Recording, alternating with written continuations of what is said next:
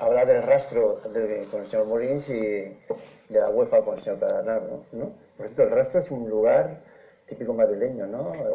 Un mercado donde todo es robado, roto, viejo. Exacto. Y supongo que por eso dedicaréis un capítulo a la época fabulosa para vosotros de Villar y Sánchez Arminio, supongo. Porque os han regalado muchas ligas. No, es que es flipante. Es flipante. Oye, Claudia. Antes de empezar, quiero que me conteste bien qué vas a decir. Ha empezado Claudia la tarjeta. No, enséñamela ya. Enséñamela ya porque lo voy a llegar, como hay complejo y tal, lo voy a enviar a freír espárragos. Explicar a los nuevos que hay tarjetas. Yo tengo mi programa, yo tengo mi espacio. Sí. Tú no me vas a decir lo que yo voy a hablar. No, tú no me vas a decir. Porque vas a hablar de decir lo que yo voy a hablar. Pero estamos en un país libre. A ver, señor director, usted me encarga el rastro. Sí.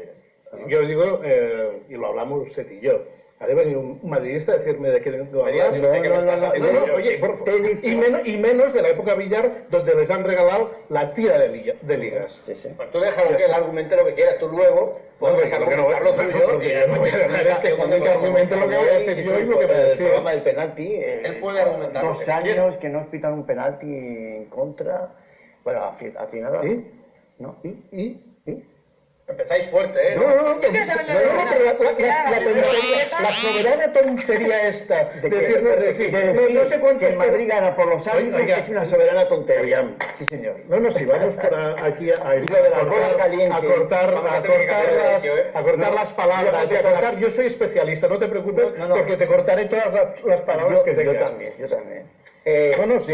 Aparte, como es de la señal que iba pisando cabezas, debe ser un especialista. ¿Pisando cabezas? ¿Quién pisa la cabeza? Pues el Juanito, yo no he visto agresión. Bueno, te contesto, Claudia.